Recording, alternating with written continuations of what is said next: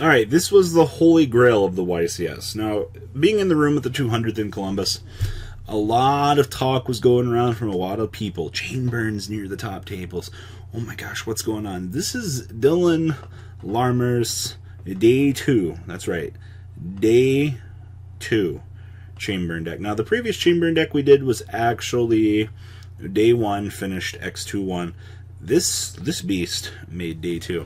And that is worth talking about, because you'll underestimate the fact that Morphing Jar exists again, which indirectly helps out all burn strategies and deck out related strategies, degenerate strategies. You get what I'm saying? Like, that's pretty nutty. Now, I have the generalized report from Dylan that he posted on Zodiac. He wanted me to talk about this. So, what the fuck is going on here? Why are we looking at chain burn in the year 2018? Well, I'm going to be just completely honest with you.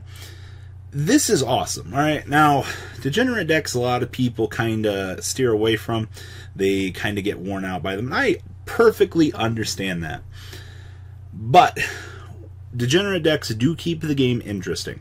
It's kind of your trade-off, honestly. When you look at the way things are going at the moment in the game, well, every once in a while, you might have to spice things up. So that's kind of what this does. This keeps the relationship fresh amongst Yu-Gi-Oh players. And I will say this, degeneracy is what it is. But it does. You gotta keep everybody happy, and if I can keep the one guy at my locals happy, as long as he keeps coming to locals, then we'll let him play this deck. You know, as long as it's one more person that we have playing in our community. So definitely weird mentality, but it is what it is. Now, we're gonna dig on into this beast here. So the first thing I need to say is we're playing 3 Absolute King back Jack. So during your opponent's turn, banish this card from graveyard, execute the top card of your deck if it's a trap card, and if it's a normal trap card, you can set it on your field. Otherwise, send it to the graveyard. That set card can be activated during this turn. So if this card is sent to the graveyard, you can look at the top 3 cards of your deck, then place them on the top of your deck in any order. So stackability is good, is it not? 1 Electromagnetic Turtle Man. Quick effect, banishing from the graveyard to stop your opponent's battle phase is... It's no Necro Gardener, but it's inherently better.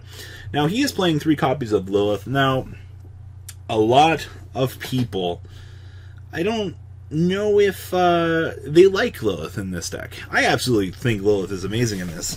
The fact you can tribute 1 Dark Monster, reveal the 3 normal trap cards from your deck. Your opponent randomly chooses 1 for you to set, and you shuffle the rest back in your deck. Deck thinning 101, additional trap cards. There's nothing else to really say about this. I think that this is pretty much a mandatory staple in this deck. And then 1 copy of Morphing Jar Man.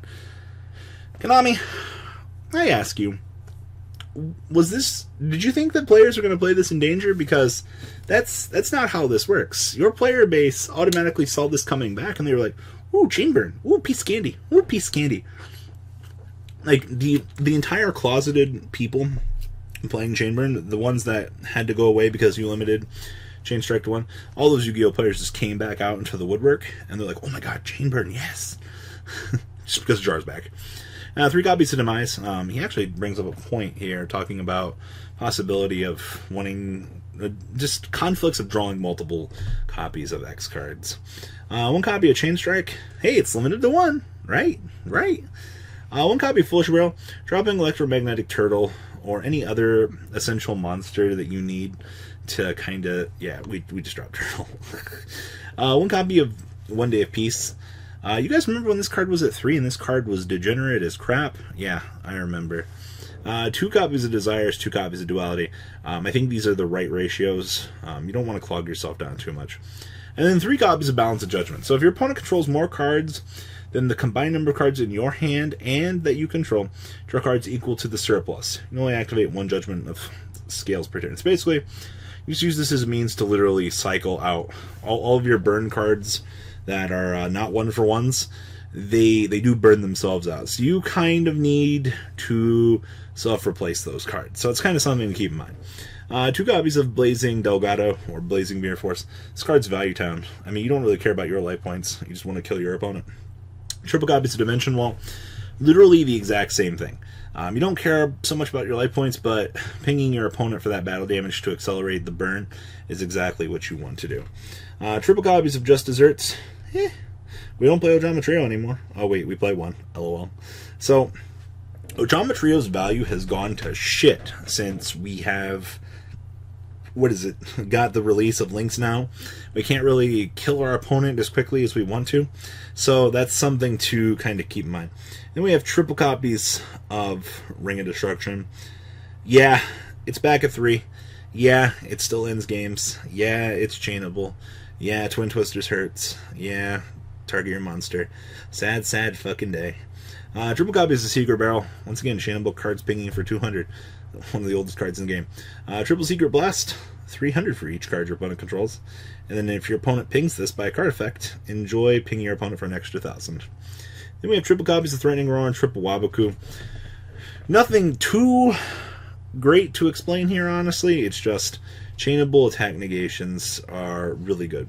Now, the extra deck, I think, is just extremely dedicated to Cherry's targets. If at any point that you need to make a Nightmare monster or something crazy like that, I mean, you have it here, but everything just feels like a Cherry's target. So, 1 Tregate, 1 Shizuku, 1 Kagari, 1 Hayate, 1 Saruji, 1 Link Karibo, 1 Unicorn, 1 Phoenix, 1 Cerberus, 1 Isolde, 1 Firewall, 1 Curious, 1 Hextia, 1 Minerva, and 1 Dante. Yeah, those all look like Cherry's targets, do they not? Like, pretty good. Side deck here is 2 Fairy Tail Luna. This is actually pretty interesting.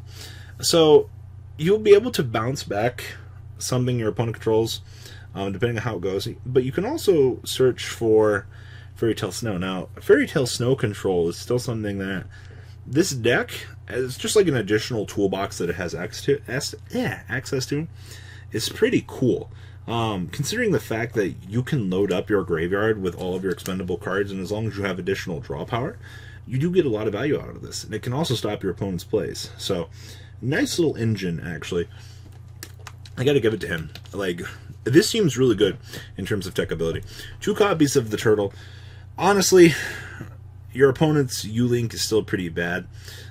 Turtle does a good job of breaking that. I mean, you can't really... You can support Sphere Mode, but your core normal summon is too important. Triple copies Ghost Reaper. Even in a burn deck, ladies and gentlemen, we are playing Ghost Reaper. Let that sink in. Then we're playing triple copies of Mission the Time Lord. So, at the end of the battle phase, of this card battle, you get to have your opponent's life points. Literally doing 4,000 damage to your opponent for a battle phase. Freest damage ever. And then 2 copies of Curse of Darkness. Each time a spell card is activated immediately after it resolves, that player takes 1,000 damage. Yeah. Additional pinging for your opponent. Pretty good. And then 2 copies of Typhoon because, well, we just... Sometimes you have to kill multi-roll. So, here was his initial post that Dylan told me to go with. I said, "Hey Zodiac, I'm the burn player that made Day 2 at the 200th YCS in Columbus this weekend. Some brief thoughts on my deck and how the tournament went for me in general." So he said he didn't have much of a time to test. Up until the ban list, I had planned to play 6 Samurai, so I picked up a Morphing Jar and Ring of Destruction and decided last minute to give it a shot, which is pretty cool. The main deck performed really well for me. I played 45 cards to try and not draw some of the multiple cards like Lilith and Card of Demise. I actually opened triple Demise during four of my games and won all but one of them. Really good point, actually. I can understand why multiples... You have a hard decision to make if you want to not play good cards or just power shell.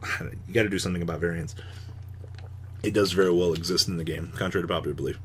During rounds, I played Mech Knight Invoked in round 1, and then Sky Strikers for the next 9 rounds, straight with only one of the decks splashing in a few invoked cards. Game 1 would normally go in my favor, taking most duels by surprise, causing quite a few of Sky Strikers to try to push for advantage, which would in turn let me capitalize off cards like Balance of Judgment and Morphing Jar. Morphing Jar resolved 5 times with no cards in hand. Siding was a bit difficult for me, though at some times. Sky Striker players would still elect to have me start so they could capitalize on evenly matched, which actually ends up punishing him. Every round I got evenly matched. 3 times I did not have Ojama Trio to chain, but normally would have plenty of chainable cards that would lead me to try to balance, to try to plus afterwards. Also, during 2 separate games, I got my opponents down to below 1,000 while I was top decking. I drew set my trap, and then end phase they got Twin Twister, Heavy Storm Duster. For the next 4, I repeat 4 turns in a row, lol. When they have it, they have it. The highlight of my elite game was when my opponent had a Link Monster and 2 Ojama tokens to my set 2 Justice Secret Barrel, Ojama Trio, and Chain Strike. On his draw phase, I was able to do over 8k of damage, and could only really apologize for how dirty I felt, lol. If I could change anything, I probably wouldn't have sided heavier for Sky Strikers, with more maybe chainable cards, as stuff like Dimension Wall and Blazing Mirror Force was just targets to get popped. Maybe exchange the Curse of Darkness for something else. Thank you for all of your support to me. I really do appreciate it, and thank you to my opponents for being patient and not being salty for having to play against Vern. That's very heartfelt, actually. So guys, this is Dylan Larmer's Day 2 Chainburn list. Hope you guys enjoy. Feel free to leave a comment down below, and I look forward to hearing some more interesting stuff on Chainburn later in the year. Alright guys, peace out. The ride never ends, guys. Make sure you enable those notifications to get the latest videos that are being posted on this channel. Make sure you guys check out VanCole40 for my Cardfight Vanguard channel, and join me and House of Champions on the Zodiac Duelist TV Twitch stream. We'll be interacting with our audiences. And please check out No Limit Gaming and LGTCG.com for the cheapest trading cards on the market. Thanks for watching, guys, and please have a good day.